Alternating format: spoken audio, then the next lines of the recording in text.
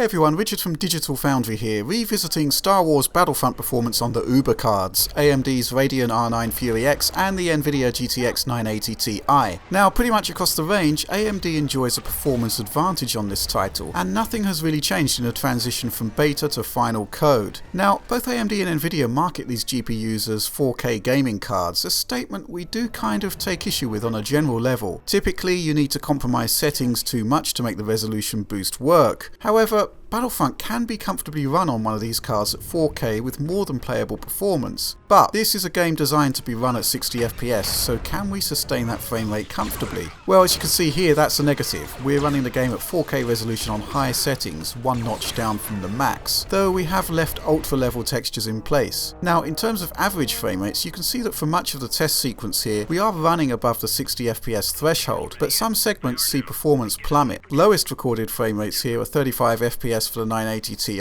and 46 FPS for the Fury X. For the record, the averages end up at 51.6 FPS for the Nvidia card versus 59.5 for AMD. That's an impressive 15% advantage that would require a lot of overclocking on the GeForce card to overcome. But what's clear is that we need to raise those average frame rates, so let's dip into the settings menu. We keep the output resolution at 4K, but crucially we drop the resolution scale to 85%. Now this gives us an internal rendering resolution of 3264 by 1836. It's not 4K of course, but it's still a huge pixel count and one that works well in conjunction with the game's scaler and its anti-aliasing methods. We've also tweaked settings. Changing all settings to high isn't really the answer, as some presets have less impact on GPU performance and can be kept at ultra, specifically texture, mesh, terrain quality and terrain ground cover. However, shadows and effects do need to drop to medium. It really helps performance, and image quality isn't impacted that much. The end result is an impressive boost of 30% to the GTX 980 Ti and 22% to the Fury X. So,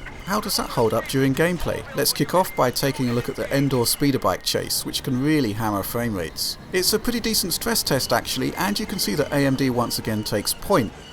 We do still drop beneath 60 FPS, but it's quite rare and we strongly suspect that overclocking can keep us above the required threshold.